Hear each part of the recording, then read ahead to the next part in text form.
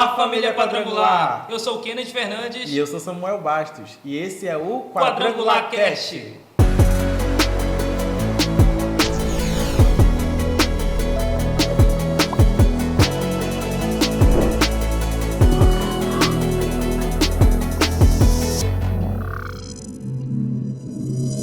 Sejam bem-vindos ao nosso 5º episódio do nosso Quadrangular Cast. Nós estamos muito felizes em receber você aqui para conversar sobre o episódio de hoje, Vidas Transformadas. A gente tem na nossa igreja vários projetos, vários testemunhos de pessoas que tiveram vidas transformadas e a gente está encorajando aqui você a como lidar com essas pessoas que estão chegando no Evangelho, já com uma vida passada e como extrair delas o melhor para o reino de Deus. Nós estamos aqui muito felizes em receber Helry Brabo, ele que também já trabalha, é fruto de um projeto aqui da nossa igreja, o projeto 100% Liberdade, mas ele vem desde lá do início, lá de 2009, já trabalhando com missões, trabalhando com investimento dentro dos presídios, e isso vem gerando resultado de vidas transformadas através da vida dele, que também foi uma vida transformada. Muito prazer, Helry, e seja bem-vindo ao nosso podcast. Muito obrigado, eu agradeço aqui a oportunidade de poder estar contando um pouco da minha história e contar também um pouco daquilo que Deus fez,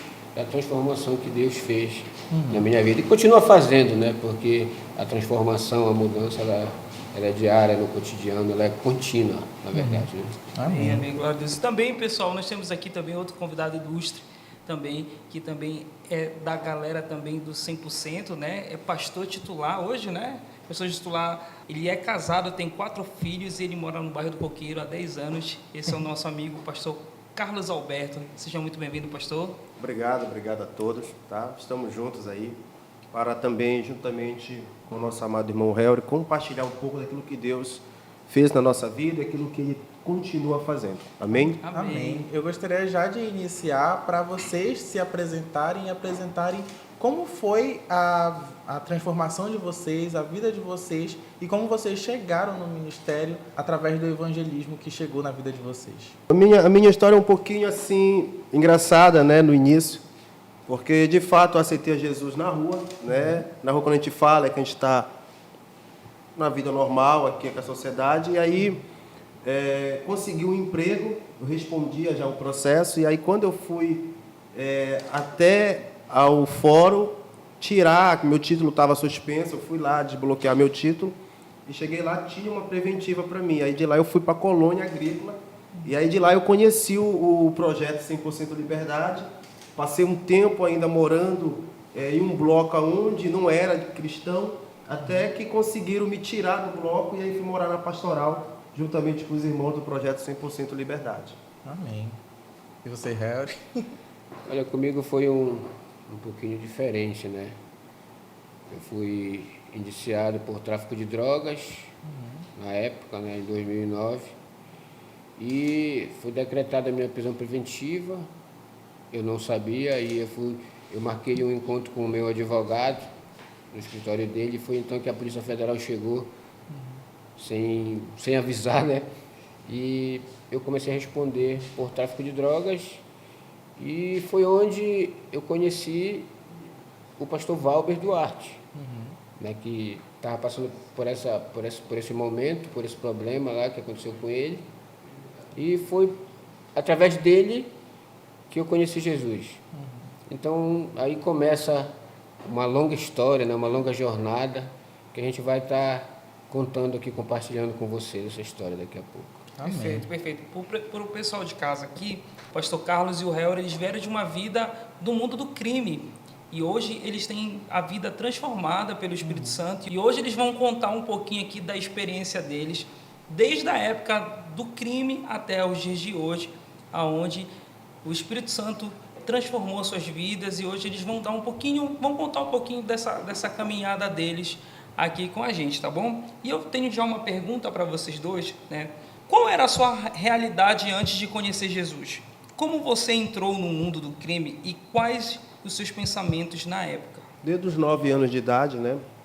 Quando eu me mudei de um bairro para outro, fui morar no Guamá. E ali eu comecei a ter contato, através de amizade, né? Colegas meus de infância. começamos a ter contato com essas coisas ilícitas no mundo. Aí comecei, desde os 9 a 10 anos de idade, questão de cheirar cola, né? Pequenos furtos. E aí isso foi, cada tempo foi se agravando, foi aumentando. E quando eu cheguei na minha maioridade, com 18 anos, foi onde eu fui preso a primeira vez. E aí quando eu saio de lá, eu ainda passo um tempo assim um pouco que resguardado, talvez com receio, mas aí foi questão de tempo, novamente voltei para as coisas erradas, e aí eu continuei até a um determinado momento da minha vida, né? Que antes era a questão do meu envolvimento com o crime, foi questão de necessidade. Sempre eu falo isso quando eu vou lá no Guamá, eu vou em algum lugar, conheço algumas pessoas, eu compartilho isso. Quando eu fui para o mundo do crime, não foi por questão da emoção, né? Que hoje a gente vê muito isso, os jovens hoje vão pela emoção. Tem hoje pessoas que não têm necessidade de se envolver com o crime, não tem necessidade, não tem de tudo, vamos dizer assim, na sua casa, mas por achar aquilo interessante, por achar aquilo bacana, ela vai e se envolve, né, com o mundo do crime. Eu conheci pessoas assim. Né? Eu conheci pessoas que eu fui na casa dele uma vez, o cara tinha tudo, até piscina. E aí eu fui saber que ele tinha sido preso por roubo de bicicleta. E aí eu fui procurar saber, né, por quê? Falando, por que tu tem tudo, cara, né? Teu pai trabalha, tu tem até mesada, por que tu te envolvesse com crime e ainda mais com roubo de bicicleta? Aí ele disse era porque ele gostava da adrenalina. Então a gente vai ver que, né, são contextos diferentes. Tem pessoas que se envolvem por questão mesmo de necessidade, não que isso, vamos dizer, seja algo motivacional para alguém se envolver com o crime. Perfeito. Mas a gente vai ver que também pessoas que não têm necessidade se envolvem também no mundo do crime. Então a gente vai ver aqui dois contrastes, de alguém que tem e alguém que não tem. E aí, às vezes, a pessoa diz, fulano se envolveu porque ele precisava, fulano se envolveu sem ele precisar. E porque, às vezes, Satanás, ele usa a mente dos jovens, usa a mente das pessoas dessa maneira, né? Trazendo a empolgação, trazendo, vamos dizer, é bacana, tu vai, as pessoas vão te aceitar, tu vai ser uma pessoa bem vista no mundo do crime, tu vai ter fama, enfim, uma série de adjetivos que Satanás coloca na mente deles, que eles acham que aquilo é importante naquele momento para a vida deles. Então, quando eu me envolvo com crime, foi questão de carência, vamos dizer assim. Por quê? Porque a gente vai crescendo e aí os amigos vão tendo, tu olha, o amigo está com um sapato de marca, está com uma camisa de marca, está com uma calça, e aí tu olha para a tua realidade, já não é, né? O teu pai e a tua mãe não têm condições financeira de bancar o teu luxo, de comprar a tua roupa, aquilo que tu quer de marca. E aí, primeira oportunidade, o inimigo ele vai e oferece, entre aspas, uma forma mais fácil de tu alcançar aquilo que tu quer, de tu conseguir o teu sonho, de conseguir, eu queria uma roupa de marca, eu queria ter um dinheiro, eu queria isso. E Satanás sempre vai estar na espreita, esperando esse momento oportuno para que ele possa ir lançar as oportunidades. E foi dessa forma que eu fui me envolvendo no crime. E aí chegou um momento que eu olhei e já estava envolvido, né, no mundo do crime. Porque antes, quando eu estava só para a rua, ficava, vamos supor, brincando, e aí alguém chegava para mim, quando eu era moleque, né, criança, e chamava, vem aqui. E aí me levava, eu entrava no lugar com facilidade por ser de menor, né? Sim. Menor do que eles, conseguia entrar na casa. Então, tu já chegaste a participar, entrar assim nessa área do crime já adolescente, criança, adolescente? Sim, com 10 anos já estava, coisas pequenas, mas que, como eu falo, isso vai se acarretando, porque a pessoa vai e começa com um delito pequeno, na escola, eu saía para a escola, e quando eu vinha, a gente entrava no supermercado e pegava um biscoito. Colocava no bolso, colocava aqui na calça e saía, né? O biscoito, chegava lá fora, comia. E isso daí, o inimigo ele vai alimentando. Né? Olha, amanhã tu já vai de novo e tu vai conseguir pegar outra. E isso vai se alastrando, vai aumentando. E chega um momento em que tu já não está mais apenas pegando um esquilho no supermercado escondido. Já está com uma arma em punho na mão, assaltando, praticando assalto, envolvido com as drogas, porque um puxa o outro. Entendeu? Uma coisa puxa a outra. Então, foi dessa forma que eu fui me envolvendo, como digo, o carretel foi descarriando, fui me envolvendo até o ponto de eu chegar atrás das grades. Né? Até o ponto de ser a primeira vez em 2004, ser presa, a primeira vez com 18 anos. Foi a primeira vez que eu tive esse choque de realidade dentro de uma penitenciária, que eu fiquei... E aí, quando eu volto pela segunda vez, já não foi pela continuação da prática, mas foi pelo passado, por já ter preventiva, já ter coisas já sendo sentenciado, tudo. E aí, quando eu volto, talvez achando que estava tudo certo, né? E aí eu vou e pego esse baque. Aí, mas tudo que Deus faz... Tudo que Deus faz é bom. Né? E você, Harold, como foi que tu entraste assim nessa vida do crime, como posso dizer assim? Quando o Carlos estava falando ali a história dele, aí eu em alguns momentos eu consegui me ver na história dele. É como ele falou, né? Tu começa a querer ter algumas coisas que o que eu não podia ter, na verdade. Uma roupa de marca, o básico, graças a Deus, a minha mãe e meu pai sempre foram pessoas trabalhadoras e nunca deixaram faltar. Mas a partir do momento em que tu começa a andar com alguém, começa a ser influenciado por alguém, aquele básico ali já não é mais o suficiente, tu já quer ir mais além, né? É um ciclo vicioso, né? Aquilo ali tu vai querendo mais, mais. Tudo começou com o futebol. Eu jogava um futebol ali, e ali no futebol estavam os caras doidos, os caras bacanas, os caras descolados, né? Que final de semana aí eles se vestiam tudo na beca, e eu, como não tinha também toda essa condição de me vestir bem, de comprar um tênis de marca, uma roupa de marca, aí eu comecei a andar com eles, porque eu queria ser igual a eles. Então aí eu comecei a me envolver dessa forma. Então com pouco tempo eu comecei a guardar uma droga, já ganhava um trocadinho ali, e quando eles não estavam por perto, os viciados vinham para comprar, e eu já vendia. Olha, fulano não está aqui, mas eu tenho aqui, o dele aqui está guardado, eu vou te vender. Então começa assim. Então a minha história foi basicamente assim. E daí desencadeou. Com pouco tempo, eu comecei a vender. Eu já não só guardava, mas eu também já comecei a traficar. E ganhar dinheiro, e andar igual eles.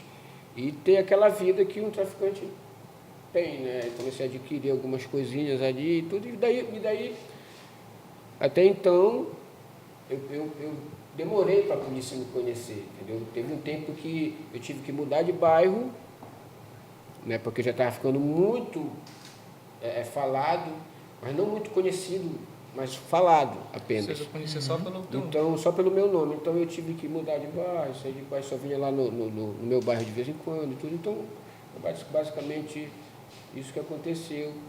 E como não existe crime perfeito, né? Um dia, a casa cai e eu fui parar onde eu parei, que é o cárcere, o fundo do poço.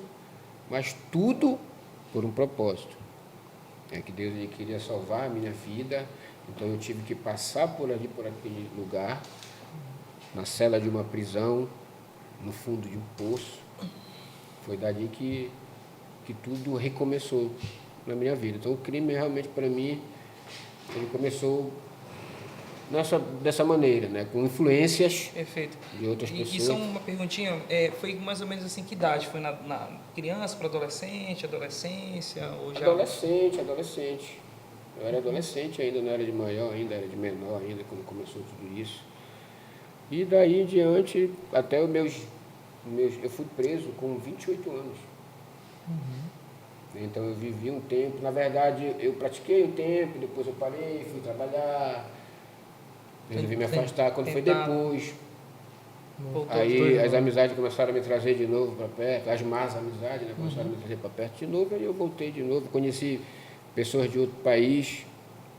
Aí foi então que a coisa criou uma outra proporção, na verdade, né? Eu já comecei a trazer droga de outro país, né? Então foi então que desencadeou muita coisa ruim a partir desse momento, na verdade, né? Que o corpo começa a ganhar dinheiro e tudo, mas infelizmente acaba carregando os males do tráfico. Mas eu queria perguntar para vocês, em que momento vocês estavam vivendo todo esse cenário, mas qual foi a experiência, qual foi o momento que fez vocês virarem a chave e pensar que vocês não queriam mais viver aquilo e que vocês queriam realmente conhecer mais a Jesus e também ter uma transformação na vida de vocês? Olha, essa eu quero começar a responder, né? Me veio agora aqui uma lembrança muito forte da minha mãe ter que entrar dentro de uma prisão para ir me ver, para ir me visitar. Então, eu tenho essa cena gravada na minha mente, da minha mãe vindo no corredor, encolhida ali, chorando, lagrimejando, chorando na minha direção. E quando chega na cadeira, sabe, aí muda logo o corte de cabelo e tudo, ela me olhou. Quando ela me olhou de perto, ela começou a chorar. Então, aquilo para mim já foi o início de uma nova vida. Porque aquilo que eu senti dentro do coração quando eu via minha mãe chorando por minha causa, foi sofrendo um baque, né? por mim, foi um baque para mim. O filho mais velho, o filho único, homem, creio que ela esperava outro futuro para mim, e eu estava ali, no fundo de uma cela. Eu olhei, eu enxuguei com todo carinho as lágrimas dos olhos da minha mãe, e eu disse para ela assim: mãe, a senhora não vai mais passar por isso. Eu quero que a senhora acredite em mim, porque não é essa a vida que eu quero para mim, e nem para a senhora. Então, aí foi o começo. E logo em seguida foi que eu conheci os evangelistas, as pessoas que Deus enviou, que Ele envia, que Ele usa, e tudo começou a mudar desde então. Bom, como eu havia falado no início, eu passei um processo, né? O processo da minha vida começou, não foi a primeira vez que eu havia sido preso, com 18 anos. Porque quando eu saí com 18 anos, agora é como me chamavam, o Beto, né? O Beto lá do Riacho Doce.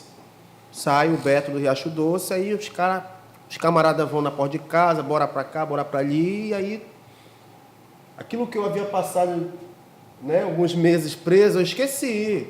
Estou ali na adrenalina de novo com os caras, andando, bebendo, fumando, me drogando, enfim, essas coisas. Mas aí, eu já estou, dentro desse período, já tenho 2 filhas. Já tenho né, 2 filhas. E aí, eu lembro que quando eu passei um período em casa, que eu só saía à noite para beber, todo dia. E aí um dia eu disse assim: eu vou na igreja. E fui na igreja.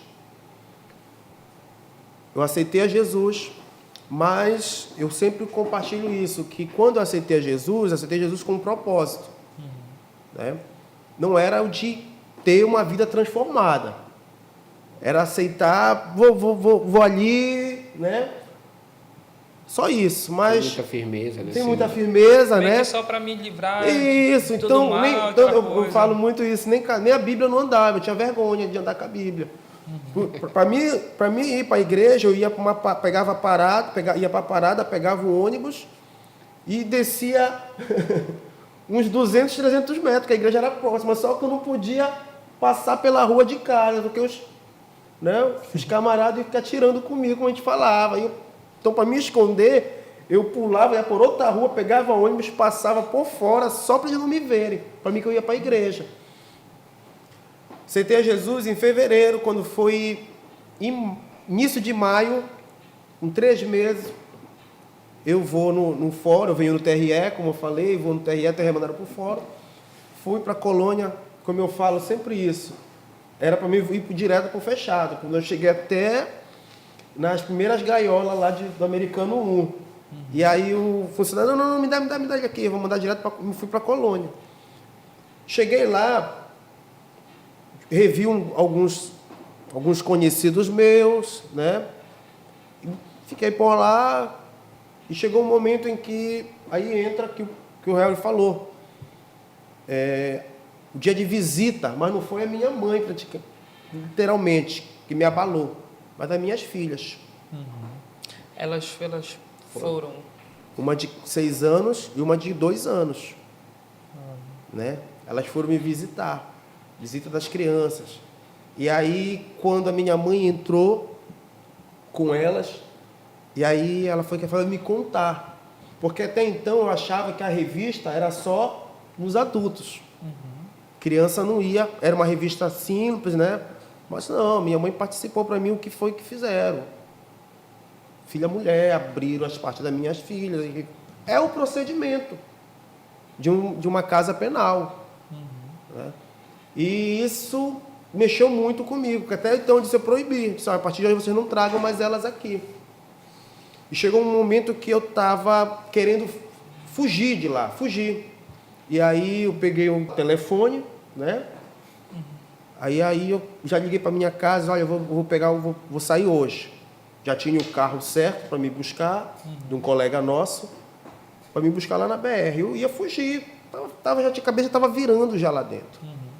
Né? Questão de demora para sair, era só passar 6 meses, estava indo para 9 meses, nada. E eu disse, eu vou pegar o mato, vou fugir. Aí a minha mãe me ligou. Foi o que ela falou para mim. É isso que tu quer? Pensa naquilo que tu falou, do sonho, do projeto que tu fizesse quando tu saísse daí com as tuas filhas. Aí foi aquilo ali. Eu lembro benzinho, eu estava debaixo da pia. Na colônia tinha um balcão grandão. Eu estava lá debaixo, com o celular falando. E na mesma hora, eu peguei o celular, eu dei para um conhecido lá, eu disse, te livra disso daqui, não foi disso da sal disso daqui, mas te livra, que até então eu estava lutando para não ir para a pastoral. Entendeu? Eu já estava me envolvendo lá dentro, eu falo isso, já era irmão, não falar, você fala irmão, mas na prática eu já não estava mais. Então, chegou um momento que eu estava me perdendo, e aí foi que eu tive esse choque de realidade.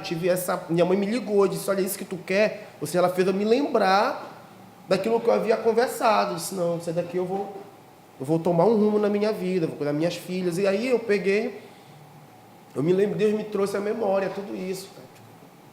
Aí eu me lembrei da cena da minha filha, né? E aí eu peguei e disse, não, foi que eu fui pegar e fui morar. Aí foi daí que eu fui morar na pastoral, foi daí que eu fui morar com o pessoal do projeto. Tomou a decisão, né? Tomei uma decisão, porque até então eu estava em cima do muro. Girou a chave, né? Até em cima eu estava em cima do muro. Né? Eu estava em cima do muro, eu estava dentro do presídio, eu tinha celular, você está entendendo? Que era algo errado, né? Que não era para ter. Mas eu, vamos dizer, era crente, né? Mas eu tinha meu celular, tinha ali meu celular, né?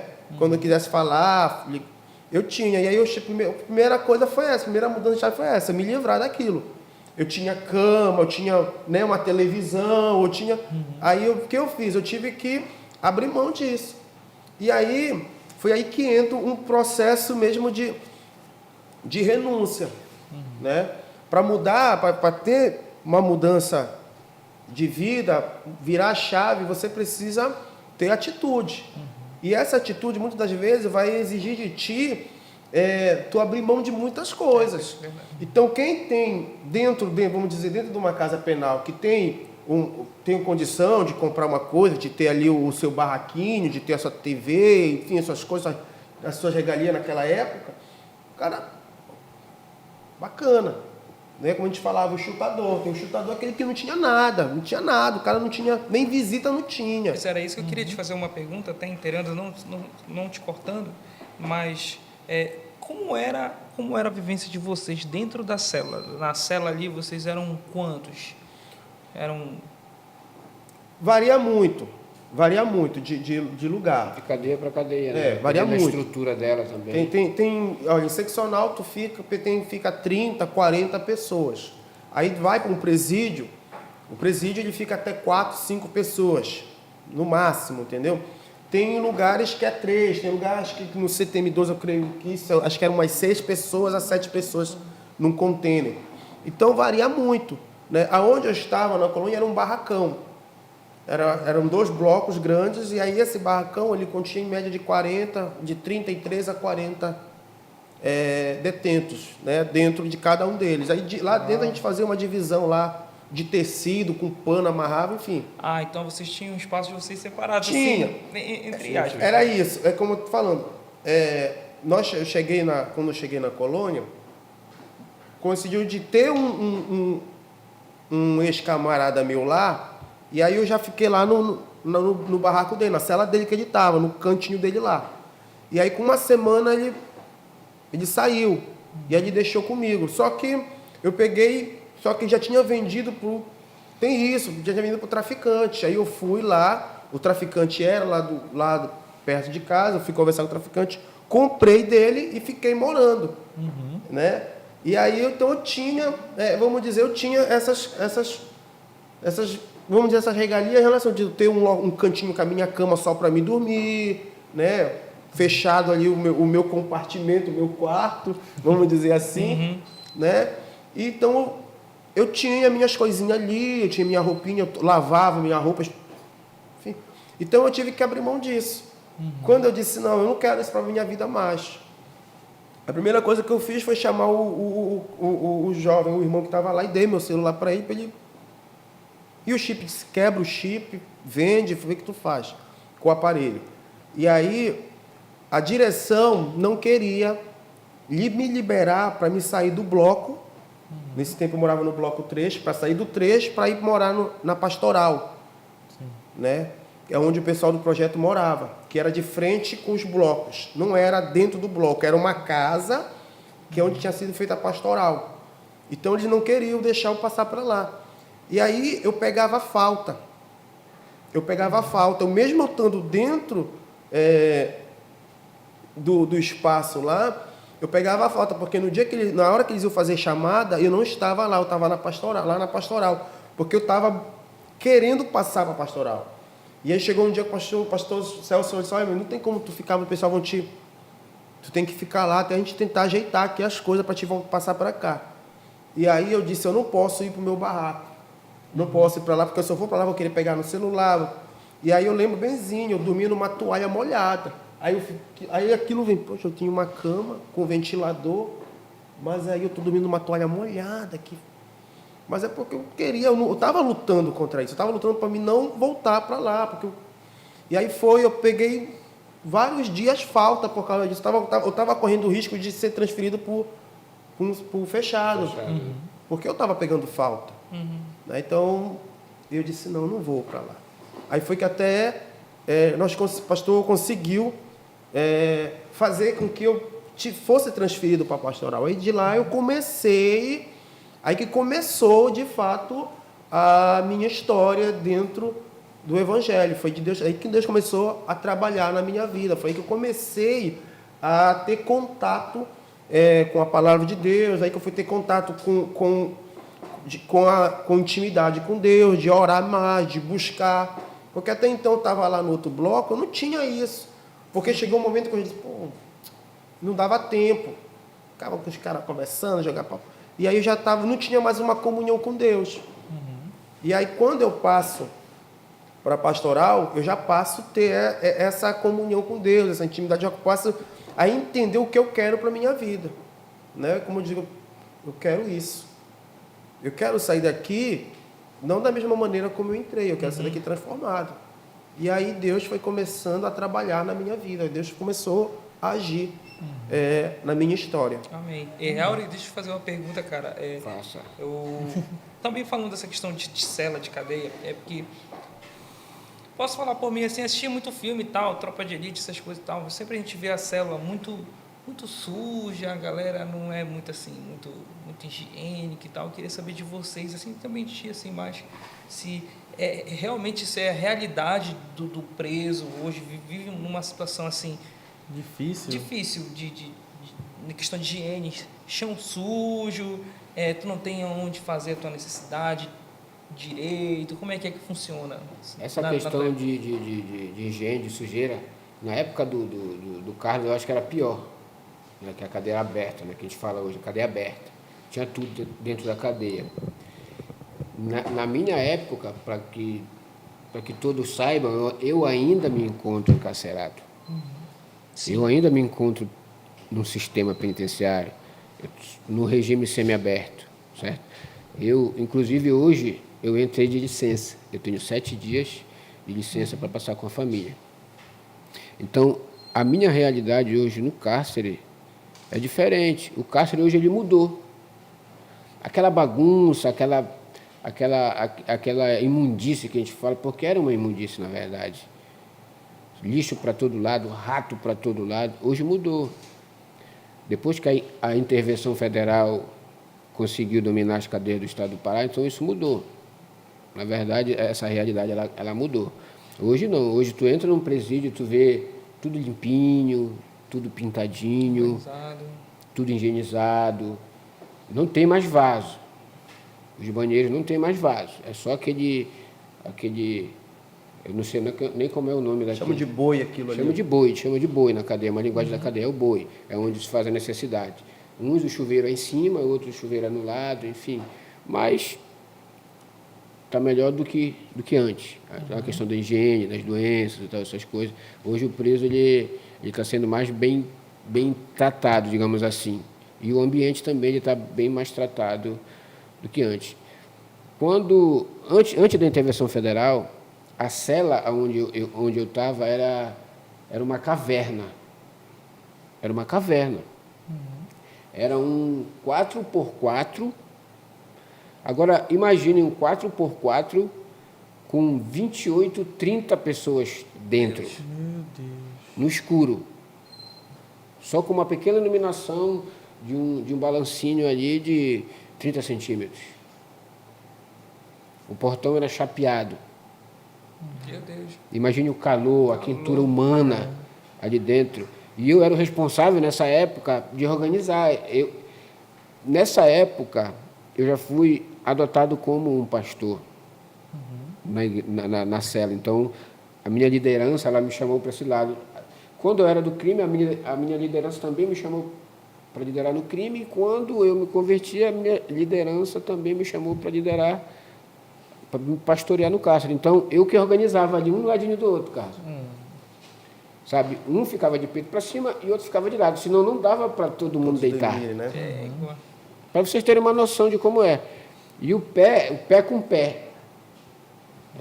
Os pés eram entrelaçados, assim, para poder dar todas as pessoas, entendeu?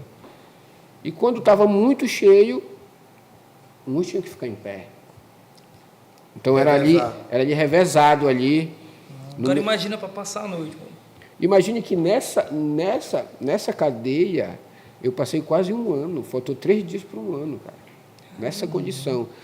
Mas essa condição, para onde Deus ele permitiu que eu fosse, eu já comentei isso na vez passada com os irmãos, foi uma experiência que eu tive com Deus que eu nunca voltei mais, eu acho. A não ser na glória, né, quando a gente for. Mas foi uma experiência que eu tive com Deus que, sabe, uma experiência incrível. Por isso que a Bíblia diz, onde abundou o pecado, superabundou a graça. Então, a presença de Jesus ali era muito forte. Em meio àquele sofrimento, em meio àquela angústia ali, aquela tortura, porque, de certa forma, é uma tortura, é um sofrimento. Então, eu tive uma experiência com Deus ali muito forte, que eu carrego por onde eu passo. Sabe, foi um ano de sofrimento, mas foi um ano de experiência com Deus que eu não troco por nenhum outro ano na minha vida.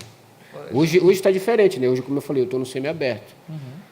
Mas aquela experiência lá é única, é né? única. Porque realmente testa a nossa resistência, testa a fé, realmente passa filme na cabeça, eu acho que passa um filme na cabeça de vocês, porque vocês têm que, além de cuidar, de zelar pela saúde mental de vocês, né? Porque eu creio que todo ser humano que passa por dificuldade não é fácil também para a saúde mental, mas eu gostaria de saber de vocês como a transformação fez com que esses episódios de dificuldade não fossem mais prejudiciais para vocês, mas sim testemunho para alcançar a vida de outras pessoas que passam por isso hoje em dia. Olha, no meu caso, quando eu fui para o cárcere, eu já tinha uma base. Eu já até cheguei a comentar aqui com os irmãos, eu já tinha uma base. Eu acho que tudo foi um plano ali de Deus que me preparou para esse momento, para eu poder ir lá, para dentro da cadeia. Que eu acho que se eu não tivesse essa base, eu não ia conseguir. Eu acredito que eu não ia conseguir. Mas essa base, com o Instituto Teológico, que me ajudou muito, eu aprendi muito fazendo o Instituto Teológico. E quando eu fui para lá, eu já tinha essa base. Então, tudo aquilo que eu aprendi me ajudou muito a passar por esse momento. E também poder ajudar os irmãos com a experiência que eu tinha já com Deus e poder ajudar os irmãos. Não foi fácil liderar uma cela, pastorear dentro do cárcere, onde se encontram ali várias mentes criminosas, Nem conhece, assassinos, trabalhando. Exatamente. psicopatas, traficantes, estrupadores. Então, para vocês terem uma ideia, com que tipo de mente a gente tinha que conviver ali. Mas Deus, ele vai dando graça, né? Conforme a gente vai buscando, Deus ele vai dando direção, Deus vai dando graça. E deu para superar essa e fase, ali dentro, graças a Raul, Deus. assim, eu penso assim, né, que tinha situações assim também que tu teria que te proteger também, né? Porque tu não sabe, de fato, assim, tu tá ali com aquelas pessoas ali, só que como tu falou, tem muita gente com mente psicopata, mente maldosa mesmo. Vocês dois, em um desses momentos, vocês se sentiram assim, de alguma forma, ameaçados, assim, nesse sentido de dentro de, cara, eu vou morrer aqui e tal, Bom, funciona assim, dentro do... Às vezes a gente, como foi falado, né? Assiste muito filme, às vezes a nossa mente às vezes é voltada para aquilo que a gente assiste ali numa televisão. Mas no mundo do crime há regras. Há regras. Então, se o cara está aqui fora, ele está no crime, mas ele segue vamos dizer, dentro da norma do crime, daquilo que, né, das diretrizes do crime que tem que fazer, que está certo, tem uma vida, vamos dizer, certa dentro do mundo do crime, o cara quando ele vai preso, ele não... Se ele saber que ele deve o crime, ele está devendo, ele fez coisas erradas, ele corre risco de vida, ele vai com a certeza que ele vai para ali, ele está correndo risco, né? E não sabe se ele pode dar de conta, reportar ele no local onde as pessoas vão conhecer ele, onde ele vai ter inimigos, e aí ele corre risco de vida. Mas quando a pessoa já não tem essas questões pendentes no crime, ela vai, como te diz, tem uns que dizem, vou puxar minha de boa. Como essa é a gíria que dizem, né? Vou puxar minha de boa. O cara vai. Mas medo tem, porque às vezes tu não sabe quem sabe é quem tu vai encontrar, tu não sabe, né? quem é quem ali dentro, tu não sabe. Né? Eu lembro que tinha um jovem lá no bloco com a gente, que ele era todo cortado.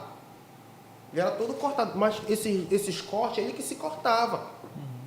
Ele que se cortava, ele pegava a faca assim, ele dizia assim mesmo, fulano, me dá uma pedra que eu te deixo tu me cortar.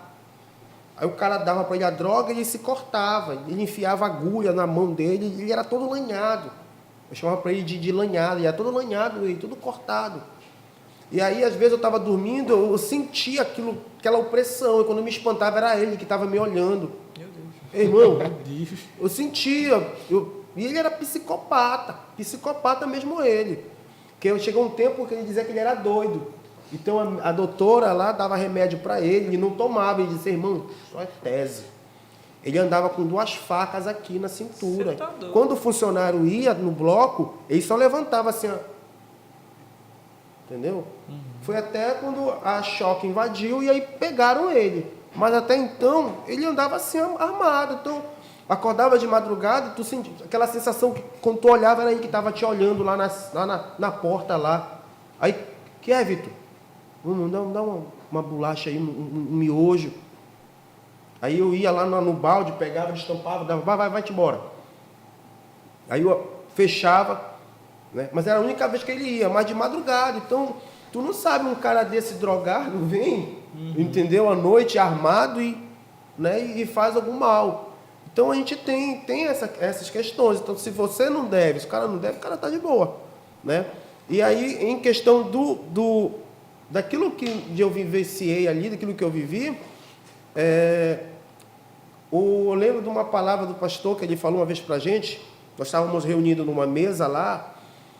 Ele disse que era para nós aproveitar o tempo ali, porque aqui fora a gente não ia ter o mesmo tempo que nós tínhamos ali. Então, sempre eu falo isso. Às vezes as pessoas acham até um absurdo, mas quem viveu isso e vive até hoje sabe do que eu estou falando. O melhor tempo da minha vida como cristão foi quando eu estava no cárcere. Mas por quê? Estava preso. Isso foi passado, isso foi fomentado para a gente, né? Era pregado. Nós estamos presos de físico mas o nosso espírito ele é livre. Você entendeu? Nós somos livres para adorar a Deus, para buscar a Deus. Então era onde eu tinha tempo para orar, para jejuar, para ler a Bíblia, né? Aqui a gente dura 1 ano para ler a Bíblia, e isso arrastado. Lá a gente lia questão de 2, 3 meses a Bíblia, todinha, porque era o tempo que nós tínhamos ali. Acordar, tomava um café, fazer algumas obrigações que tinha e ia ler a Bíblia, orar. Então nós tínhamos mais tempo de intimidade com Deus do que aqui fora. Aqui fora não. Já muda a realidade. Você tem que trabalhar, você tem obrigações, né? Tem família. Então o nosso tempo ele vai se encurtando. Lá dentro não. Então, para mim, tudo aquilo que eu passei ali não trouxe para mim um peso em relação de me estagnar. Mas foi aquilo que, poxa, eu sei de onde Deus me tira, né? Então isso me impulsiona, me motiva a cada dia mais e mais a avançar, a continuar servindo a Deus. Né? Então tudo aquilo que as experiências que nós vivemos, que nós tivemos dentro de um cárcere, dentro de uma penitenciária, talvez para muitos que não entendem, talvez é a mais vil possível, é a coisa mais terrível. Mas para a gente que estava ali com Deus, estava ali buscando a presença de Deus, estava buscando essa mudança de vida para nós, né? Porque aqui fora também havia uma expectativa, né? Havia uma expectativa. Há relatos de pessoas que não gostavam de mim aqui fora, pais, né, de amigos meus que falavam assim mesmo: olha, eu não te quero coberto. Quando eu chegava na porta da casa deles, eles me chotavam. Por quê? Porque não queriam que os seus filhos andassem comigo, não queriam que os seus filhos falassem comigo. E aí, quando eu estava preso, perguntava assim: meu chefão, ainda está preso, ainda é crente ainda? E aí minha mãe chegava e contava: olha, fulano perguntou se ainda está crente. Eu disse: fala para ele esperar, né? Por quê? Porque eu sabia o que eu queria já para mim. Então, nossas experiências ali, elas não são terríveis, a não ser em momentos, né, que, vamos dizer, que tu acordar de madrugada com invasão de chuva, né, de choque invadindo, tu acordar todo lado, tu não sabe para onde correr, os caras... E aí lá não tem essa separação, que é crente e que não é crente, né? É só um bolo. Lá não tem esse negócio, esse aqui é cristão, esse aqui não. Quando havia esses movimentos, lá todos eram tratados da mesma forma, né? Então não havia, eu sou crente, então eu não vou. Não, era da mesma forma. Se tivesse que ficar nu, ia ficar nu, ficar sentado lá junto, ia ficar sentado, ia ser revistado. E assim, né? Essas assim dava, vamos dizer, a gente fica, vai ter chuva, tá tendo. A gente tinha medo em relação a essas questões. Mas as experiências foram experiências boas que nós tivemos, né? Porque ali foi onde Deus trabalhou na nossa vida. Foi ali que iniciou a nossa caminhada com Deus. Sim, é importante a gente levar em consideração o testemunho de vocês e falar realmente pelo que vocês passaram, porque, querendo ou não, hoje em dia é a realidade de muitas pessoas que não conhecem o caminho de Deus, não conhecem a palavra da verdade e vivem ainda nesse mundo. Então, praticamente o nosso episódio de hoje, ele está focando nisso, de trazer testemunho de pessoas que saíram desse mundo para justamente ingressar na nossa igreja, e eu creio que vocês são um exemplo, né, de investimento, principalmente do projeto 100% Liberdade, que vocês vieram de lá. Acho que o Harry estava desde o início, né? Desde o início, desde a fundação do projeto 100% Liberdade. Então, eu queria saber de vocês como foi essa volta, no caso, para a sociedade, e também como foi o processo de vocês em integrar na nossa igreja através do projeto. Olha, essa volta, ela é um pouco difícil, devido a uma vida que tu já vivia, no caso, o crime ali, tu vivia no crime, e a partir do momento, de uma hora para outra, tu já está na igreja. Então, as pessoas até te julgam, chegam até a duvidar realmente da tua mudança, né, da tua transformação. E até eu sofri alguns preconceitos, até mesmo por pessoas da minha própria família, né? Eu ouvi alguns comentários e tudo, e a minha irmã chegou uma vez e me comentou: olha, as pessoas não acreditam e tal na tua mudança. Eu falei, eles vão ver. O certo é que um dia eles vão ver que eu tomei a decisão certa e eu não me arrependo. Quando fui me batizar, para vocês terem uma ideia, a minha própria mãe, ela disse: meu filho, isso é uma coisa muito séria, tu sabe o que tu está fazendo, tu vai te batizar. Aí eu falei: mãe, eu não tenho dúvidas. Convicto. Eu não tenho dúvidas de que é isso que eu quero para a minha vida, de que é esse caminho que eu quero seguir. Eu não tenho dúvidas. Eu não sei o que me espera, não sei o que eu vou passar, não sei o que vai acontecer, mas eu não tenho dúvidas, então é isso que eu quero. Para vocês terem uma ideia, né, como é difícil. Não é fácil essa mudança. As portas, nem todas as portas se abrem, né, para quem quer mudar de vida. Eu, particularmente, eu fui um cara muito abençoado. Por quê?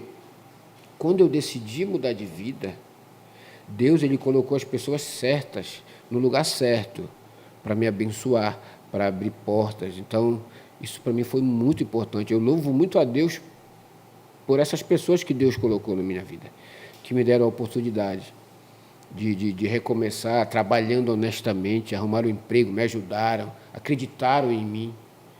Deram uma oportunidade. Me deram uma oportunidade. Então, inclusive, eu me tornei um profissional na área. Hoje eu dirijo carreta, sou operador de máquinas, por causa de uma oportunidade que eu recebi de pessoas que Deus ele usou para me abençoar.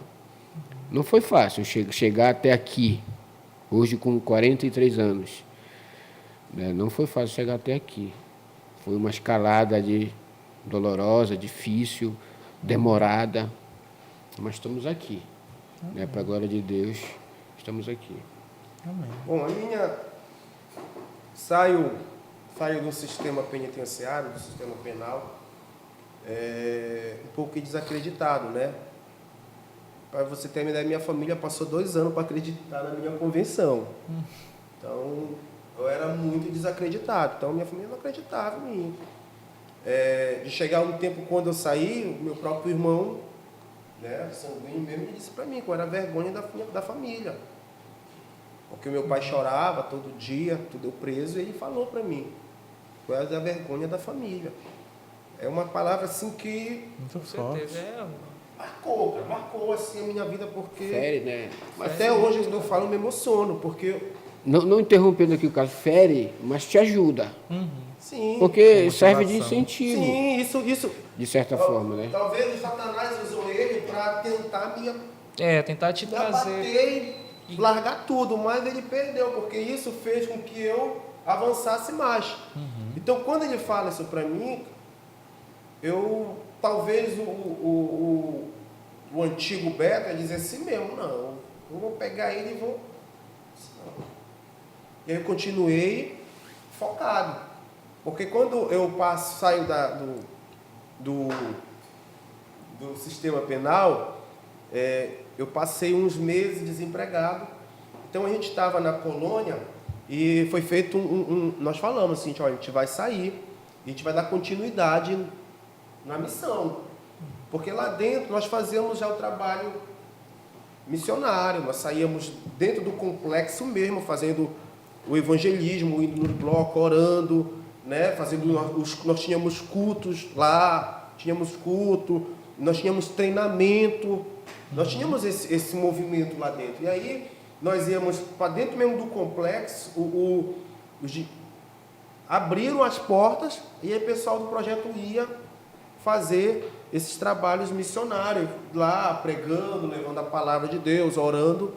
E aí quando eu saio, eu já tenho a convicção do que eu quero, ministerial, né? Mas questão de trabalho, né, profissional eu já não tenho. E aí eu passei um tempo, uma conhecida veio, mandou levar o currículo para um lugar, eu dei o currículo para ela, levou. E aí me chamaram de uma empresa, né, para me trabalhar. Detalhe, de 5.000 funcionários, eu fui o único que não pediram antecedente criminal. Olha. Quando eu compartilhei isso lá dentro no refeitório com o pessoal que era cristão, eles ficaram abismados. Mas não é porque eu trabalhar de Deus. E aí eu passei uns meses trabalhando lá, e aí foi que nessa época eu me torno, sou líder de célula, já passo a ser líder de célula, né? Eu tinha uma célula dentro de casa, passo a ser líder de célula, consagrado líder de célula, então eu estou entusiasmado, né, com a liderança de célula, e eu vou trabalhar no restaurante, que era a área onde eu já trabalhava, e aí quando eu percebo que a proprietária quer tirar o meu horário até mesmo do culto, eu digo, não, aí então eu abri mão, digo, eu não vou deixar, essa semana agora eu estava falando na igreja, opção minha, não estou te motivando, te incentivando a tu largar teu emprego, e não, é questão de convicção de chamado. Né? Então eu sabia que se eu continuar trabalhando eu vou me afastar de Deus, eu vou me afastar. Eu vou me afastar das coisas de Deus, eu vou parar de limpar célula, eu vou parar de cultuar, vou parar de ir para os cultos. Então, é meio que a gente vai ficar vulnerável em relação a isso. Então, eu lembro uma vez que eu estava na transição, saindo da antiga igreja, que eu estava para vir para a Pedreira, porque foram me buscar, o pastor foi me buscar num domingo lá para vir para cá. E aí eu relutando para não vir para cá ainda, né? Para não vir, para trabalhar aqui, para fazer parte aqui do projeto, sempre ficar 100% mesmo no projeto, porque eu estava meio termo, eu estava 50-50, então eu não estava totalmente aqui. E aí eu não queria vir. E aí eu venho para cá, foram me buscar, e o pastor foi lá em casa, bora, eu vim para cá. Mas durante esse período, teve algumas situações de eu querer abrir mão. Porque eu cheguei em casa uma vez, a minha filha, a menor, né, a caçula, a mãe dela mandou um sapato para enxugar, e aí, enfim, uma série de situações, eu disse, eu vou largar. Eu vou abrir mão, e aí sair para frente do FPA só com o pensamento de assaltar. Era sério. E no meu coração, Deus mandava eu ir numa casa. Eu fui na casa do irmão. Chego na casa do irmão, mostra a realidade que ele estava vivendo, perto daquilo que eu estava passando, que eu achava que era a mais terrível coisa. E aí eu digo, não. Aí vim para cá com uma semana, e aí louvo a Deus, né, porque abriu as portas para a minha igreja. Então aí quando eu chego aqui, com uma semana eu recebo a carta de recomendação para fazer, né, o Instituto Teológico. E aí eu começo a fazer o ITQ. Faço o primeiro ano, e aí segundo ano, terceiro ano. Ingressou, se formou. Isso, aí eu me formei. Aí, olha como vai mudar. Quando eu me formo, sabe aquela pessoa que disse assim, tu é a decepção? Ela chegou e disse, você é o orgulho da família. Olha aí. Olha como é a mudança. Nossa, é mudou, forte, já mudou. Ei, Carlos, eu interrompendo aqui, me fez me lembrar uma história.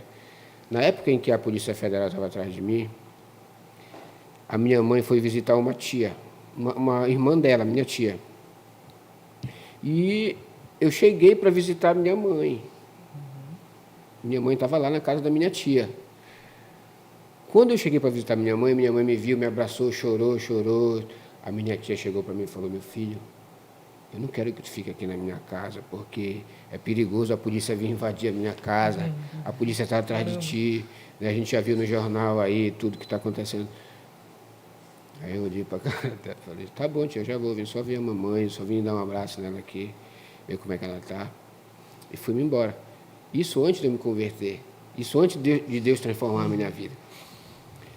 Quando ela viu a minha caminhada, quando ela viu a transformação, aquilo que Deus fez na minha vida, quando a gente estava reunido em família, era uma comemoração dos pais, eu não lembro se era dos pais ou era das mães, a família toda reunida, e essa minha tia, que tinha pedido para eu sair da casa dela, ela esperou a oportunidade certa, eu também não me cheguei, né, que eu estou ali na minha, quietinha. Eu falei, lá está ela ali, um dia ela... Aquilo eu não guardei a mágoa, mas quando eu me lembrava daquilo, eu me entristecia. Aí ela estava lá. Aí ela meio sem jeito de chegar perto de mim, e tudo, aí até que ela criou coragem, ela chegou perto de mim. Disse, meu filho, como é que tá? Eu disse, bem, essa tia e tal. Conversa vai, conversa vem. Ela disse, meu filho, quando é que tu vai lá na minha casa orar por mim? Olha aí. Orar pela minha família. Então, quando a pessoa ela percebe realmente a tua transformação, ela te trata de uma outra maneira. Talvez tenha sido ela, a minha irmã não quis me contar quem foi o familiar que disse que eu não tinha mais jeito. Eu não sei se foi ela, mas se foi ela, Deus ele fez com que ela mudasse de ideia. Deus mostrou, né, mano? Deus mostrou, na verdade, que ele pode mudar uma pessoa. E através de atitudes, né, mano? Independentemente se a pessoa falou, se ela falou de vocês, né? Na família, teu irmão falou que tu era pior, né? A tua tia, né? Mas aí, através da atitude de vocês, o Senhor, ele acabou mostrando na vida de vocês, para ela que tinha jeito, tinha uma vida transformada, né? E glória a Deus por isso. Cara, eu tenho uma pergunta para ti. A gente estava conversando aqui, né? E uma das informações que passaram para a gente foi que tu já pegou vários tiros pelo corpo, cara. Queria saber se tu pode falar um pouco sobre isso, assim, rapidinho, resumidamente. Tá. Né? Mais ou Para menos. que as pessoas entendam, né? O meu processo criminal, ele se deu início em 2009. Em 2009 eu fui preso, conheci Jesus, aí aquela época que a minha mãe foi me ver, tudo começou a mudar, certo?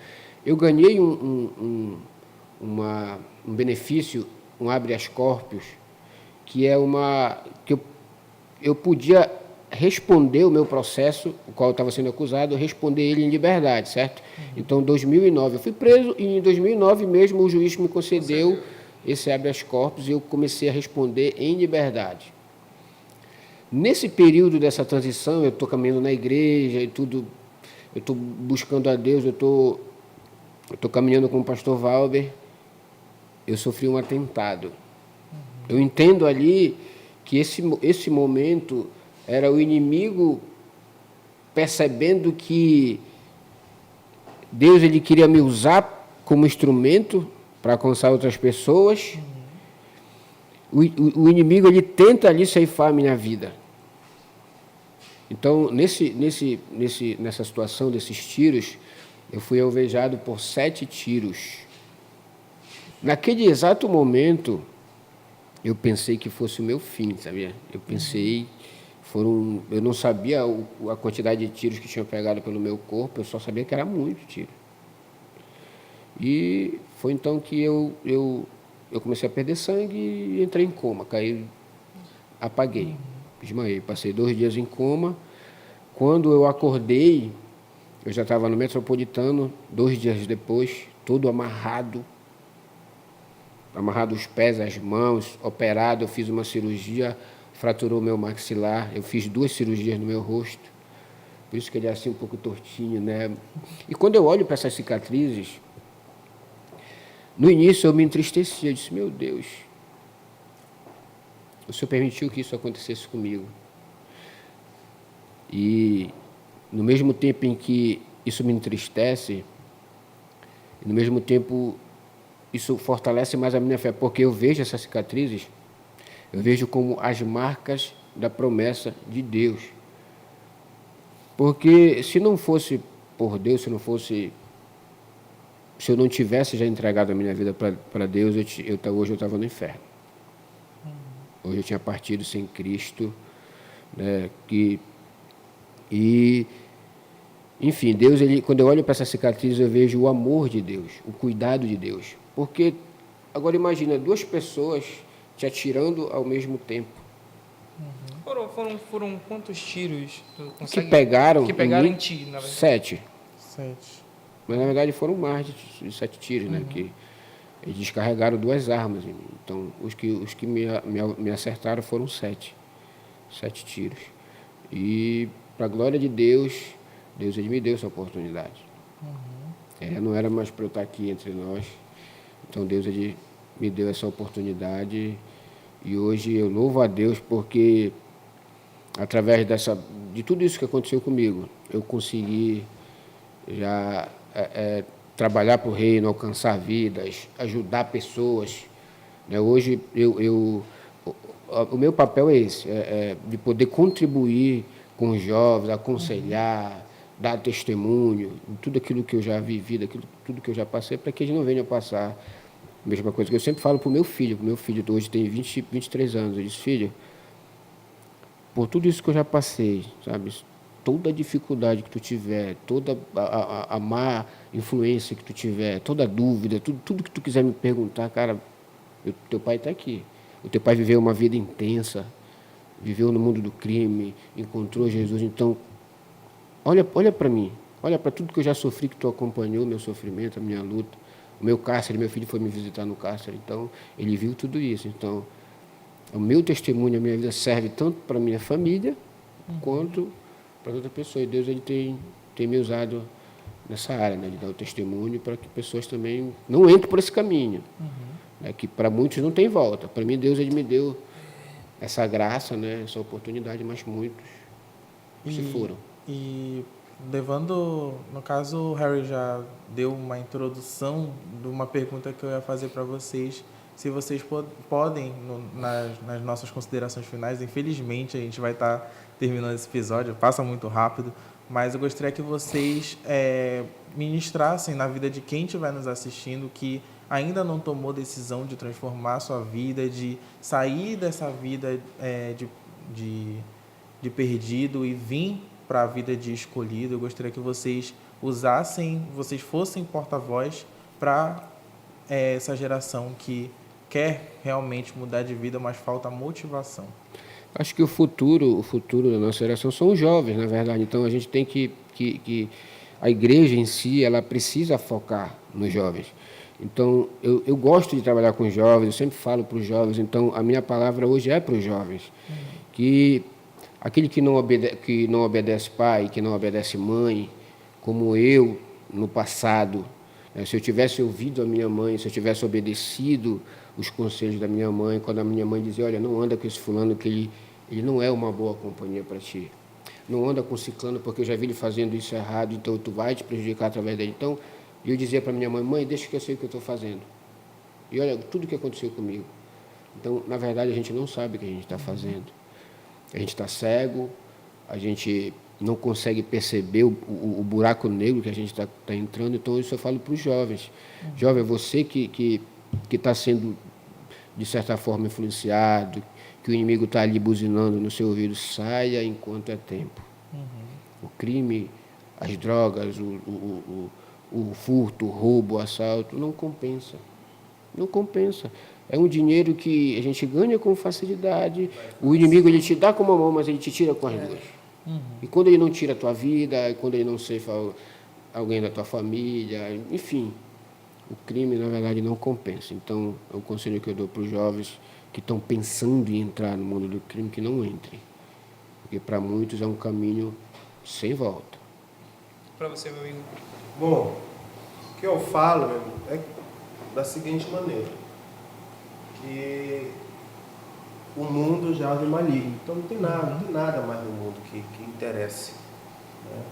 Nunca teve, agora que mesmo que não tem nada no mundo que possa interessar de coisas boas para nossas vidas. Então tem pessoas, tem jovens, não somente que estão no mundo do crime, mas muitas outras coisas, que ainda querem ter um futuro. Né? Talvez tem sonhos, projetos, mas ainda acham que ter uma vida de sucesso, uma vida de vitória, sem a presença de Deus, ele está equivocado, ele está errado. Né? A gente, muito tempo, nós passamos no mundo, passamos cegos com esse entendimento, que achando que as coisas nós iríamos conseguir alcançar de forma fácil, aquilo que Satanás estava ofertando, oferecendo para nós abraçamos, mas chegou um momento na nossa vida que nós tivemos que tomar uma decisão. Então sempre eu falo isso, a nossa vida ela é tida por escolhas, né? Você escolhe de manhã acordar, tomar café, você escolhe tomar café preto, café com leite, você escolhe de manhã, de tarde, a hora que você... Toda a tua vida é tida por escolhas. Então hoje, se você tomar escolhas erradas na tua vida, mais tarde, consequências ruins vão vir sobre a tua vida. Não somente sobre... Sempre nós falamos, a gente fala isso quando a gente vai pregar dentro do casco, na rua, enfim. Às vezes a pessoa ela acha que só ela está envolvida naquilo ali, mas durante a nossa conversa, vocês vão ver que a nossa família também está envolvida, né? Filhos indo nos visitar, né? Você não sabe quem nunca passou por isso, não sabe quão constrangedor entendeu? Quão difícil né? Da mãe, da pessoa vir chorando, o que foi que ela passou, a humilhação que ela passou, os teus filhos vindo lá te visitar. Então, é uma série de coisas que aprisionam também outras pessoas. Não é somente a pessoa, não é só a pessoa, mas outras pessoas que estão em sua volta também. Então, hoje, tomar decisão na tua vida para ter uma mudança, ela é de extrema necessidade, não somente para a tua vida, mas também para que as pessoas que estão em tua volta também, ela tenham também essa mudança, né? Então, para que um lar, para que uma família ela possa ser bem estruturada, pessoas têm que ter atitude, pessoas têm que querer mudar. Se nós estamos aqui hoje, primeiramente porque Deus permitiu, e porque nós permitimos que Deus trabalhasse, né? Nós permitimos que Deus fizesse o molde dele na nossa vida, trabalhar, transformar, né? E abrimos mão daquilo a qual nós achávamos a outrora que era a melhor coisa para a nossa vida. E eu digo,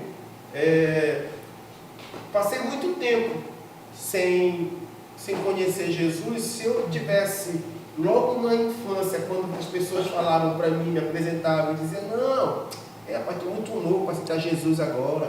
Talvez essa é a mentalidade de muitos jovens hoje, achar que está muito novo para se prender com coisas de igreja, né? Não, te enganando, tem muita coisa para curtir. Não, a nossa vida é um sopro, tu não sabe o dia de amanhã. Talvez tu pode estar hoje aqui, tá ouvindo, mas amanhã tu não sabe nem onde você vai estar. Isso aconteceu conosco, a gente não sabia o dia de amanhã. Nós estávamos um dia curtindo, saindo para fazer e no outro dia nós estávamos numa situação desesperadora, indo preso, correndo risco de vida, levando tiros. Tudo isso, olha como muda muito rápido, muito rápido as coisas. Então, as pessoas, tem pessoas que precisam ter essa atitude. Não, eu quero mudar de vida. Eu preciso mudar de vida, eu preciso ter uma atitude para que haja mudança na minha vida, na minha casa, na minha família, e eu alcance os meus sonhos e deixe Deus fazer o trabalhar dele na minha vida. Glória a Deus, glória a Deus. Eu sei que está muito bom de verdade ouvir vocês, né? Só que infelizmente a gente já tem que caminhar para o final já. Mas quem são vocês hoje? Vai, voz primeiro. Tá, quem sou eu hoje, né? Olha, hoje, antes um traficante, hoje um trabalhador, um sonhador que sonha em ter uma vida melhor, sonha em dar uma vida melhor para sua família, agora dá de uma outra maneira, né? Antes pelo tráfico, hoje trabalhando. Graças a Deus a Igreja Quadrangular, através do projeto 100% Liberdade, me deu uma oportunidade de trabalhar aqui na igreja, de me congregar aqui na igreja, de poder fazer parte desse corpo, do corpo de Cristo aqui na igreja. Então hoje eu sou um pai de família, uma pessoa que hoje vive para a família, né? E sou muito grato a Deus, as pessoas que me ajudaram a chegar até aqui. Então hoje eu faço parte do quadro de funcionários da Igreja do Evangelho Quadrangular, exerço um cargo ali muito importante aqui dentro da nossa igreja, né? Com a graça de Deus, ele me tirou ali do mundo do crime e me fez sentar em meio aos príncipes da igreja. Olha onde eu estou hoje, né? Então, isso é para a glória de Deus, não para a minha glória, não para a glória de quem me ajudou, mas para a glória de Deus. Então, Deus, ele transformou a minha vida e, da mesma forma que ele transformou a minha vida, ele também transformou a vida aqui do meu irmão Carlos. E hoje, quem é você, irmão? Bom, hoje sou o pastor Carlos, como as pessoas me chamam, Carlos Soares. Alguns me chamam de Soares. Um pai de família, casado. Esse ano completamos 10 anos de casado. Deus foi misericordioso comigo, me deu uma bela esposa, a tampa da minha panela. Né? E juntos nós temos 4 filhos. Tenho 2 filhas antes de conhecer ela, a mesma coisa a ela, então nós unimos o rebanho. Pastora também, caminha comigo junto. Já vamos para 9 anos também juntos, pastoreando igrejas, somos pastores titulares. Hoje pastorei a igreja lá na Mário Covas. Sou uma pessoa que passou alguns anos, né? Deus me deu a honra de dar aula no ITQ. E vira e mexe eu encontro alguns pastores que passaram pela minha sala de aula, né? E até hoje isso é motivo de gratidão a Deus, porque através da minha vida outras vidas foram alcançadas e eu pude também compartilhar aquilo que Deus fez na minha vida e ainda está fazendo. Né? Como nosso pastor José falou, ano passado, e está falando esse ano, isso é só o começo. Amém? Então é só o começo daquilo que Deus ainda vai fazer na nossa vida, que Deus está fazendo muitas coisas. Então, esse sou eu. Né? Trabalho, né? Deus me deu condição de abrir o meu próprio negócio. Tenho Empresário, né? Olha. Estamos caminhando, né? Caminhando. E aí, por causa de tudo para conciliar o tempo, né? Eu trabalho, fecho lá meu estabelecimento, vou para a igreja, então tudo que Deus faz, como eu falei logo cedo, é bom. Deus sabe de todas as coisas. Então, hoje é essa a minha biografia, a minha história de mudança de vida, amém? De transformação, do que Deus tirou, da onde me tirou e onde Ele me colocou, em nome de Jesus. Então, nós agradecemos a participação de vocês dois aqui no nosso podcast, nesse episódio repleto de testemunho e também como um incentivo para as pessoas mudarem de vida e realmente terem essa vida com Jesus. E eu gostaria que vocês colocassem as considerações finais de vocês e também ministrassem para o pessoal de casa o exemplo e o testemunho de vocês, que vai servir, com certeza, de referência e motivação na vida de outras pessoas. Bom, eu só tenho a agradecer, né, por esse momento, pelo convite do Quadrangular Cast, de poder estar aqui compartilhando a transformação da minha vida, a transformação na vida do pastor Carlos. Eu não poderia deixar de agradecer o nosso pastor Josué, o nosso líder maior, pastor Marcos Bento, pastora Luana, pastor Celso Rita, que é o nosso companheiro, o nosso pastor do Cáceres, pastor Valber Duarte, que lá no início também estendeu a mão. Eu não poderia deixar de agradecer a todos. E para você que está nos assistindo, continue acompanhando o Quadrangular Cast, que vai ter muitas e muitas histórias interessantes aí para vocês. Amém. Amém. O susto. Vai, né? Bom, agradecer também o convite de todos aí que fizeram, né? Nosso amigo, quando me ligou, né? Eita glória. Responsa, né? Uma honra, né? Uma Uma responsabilidade. honra, né? É muito bom compartilhar aquilo que Deus tem feito na nossa vida. Isso serve de incentivo, né? Para que outras pessoas também, a qual estejam passando a mesma situação, sem perspectiva alguma, sem nada mesmo assim, dizer, poxa, não tenho como mudar, né? Minha vida sempre vai ter esse rumo e eu não tenho visto melhora. Então, aquilo que você ouviu nessa noite aqui foi um pouco daquilo que Deus fez na nossa vida, amém? E saiba de uma coisa, se você permitir Deus trabalhar na tua vida, você vai ver o que Ele vai fazer na tua vida. Você vai contemplar coisas muito maravilhosas, tá? Olha de onde Deus nos tirou e olha onde Ele tem nos colocado. Quem diria que um dia eu ia ser um pastor? Quem diria que o Hélio ia ser um dia pastor? Quem diria? As pessoas que olhavam para nós já nos dizia assim, olha, daqui não passa, né? Daqui não passa, mas hoje Deus ele muda a história, Deus muda sonhos. Então hoje Deus mudou a nossa vida e louvamos a Deus por isso. Quero agradecer aos nossos pastores também, aos nossos líderes, amém? Que abriram, foi fundamental para que isso acontecesse também na nossa vida, porque abriram as portas da igreja, investiram na gente. Acreditaram em nós. Acreditaram na gente, né? Eu falo sempre, eu conto isso, que eu passei 3 anos fazendo Instituto Teológico e não gastei 10 centavos, porque tudo foi pago. Então, louvo a Deus por isso. Glória a Deus. Né? Tudo mesmo. Eu não tive... Foi bênção. Foi bênção. Então, foi um investimento. E hoje, nós somos fruto de um trabalho, somos fruto de um investimento. Então, talvez também você está ouvindo isso e você talvez tenha até dúvida de investir, né, em vidas. Porque tenho alguém perto de casa, mas eu tenho receio. Invista.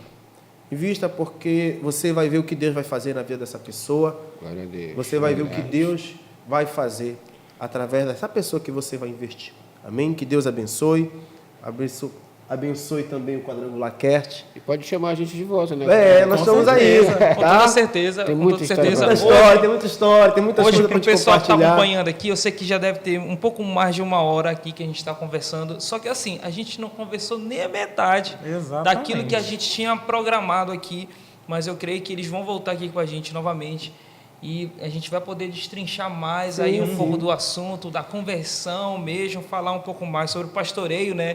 Na Pastoreio hoje, né? Pastoreio hoje. A aceitação de um pastor que veio do Cássio. Pois também, isso exatamente. também tem um impacto também dentro da igreja, dentro da sociedade, né? Porque as pessoas às vezes ela tem um receio, às vezes ela escuta, né, a história, escuta fulano, mas quando ela de fato tem essa experiência, onde meu pastor ele veio do Cássio, meu pastor ele teve uma vida ali e hoje ele é alguém que fala do amor de Deus, né? Até então eu falo muito, as pessoas dizem, mas pastor, se o senhor viesse, eu digo assim, mas porque Deus trabalhou, Ele foi trabalhando, né? Não foi da noite pro dia, né? Foi a primeira coisa que eu falei para Deus mudar foi o meu linguajar, que o negócio de falar em gíria, hoje você não percebe falar qual é, mano, né? Você não, você não vê eu falar em gíria. Olha, mas isso que foi dito aqui vai ficar para um próximo episódio. Eu sei que a gente já tem um tempinho aqui falando muita coisa, mas eu creio que vai ficar quero mais para você aí que está assistindo a gente no próximo episódio aí, quem sabe logo eles vão estar de volta aqui com a gente. Se tu quiser mandar tua pergunta com alguma dúvida, algum assunto que tu queira que a gente comente aqui, essa é a hora, esse é o momento. Ou então tu manda lá uma mensagem nas nossas redes sociais que vai aparecer aqui em algum lugar dessa tela.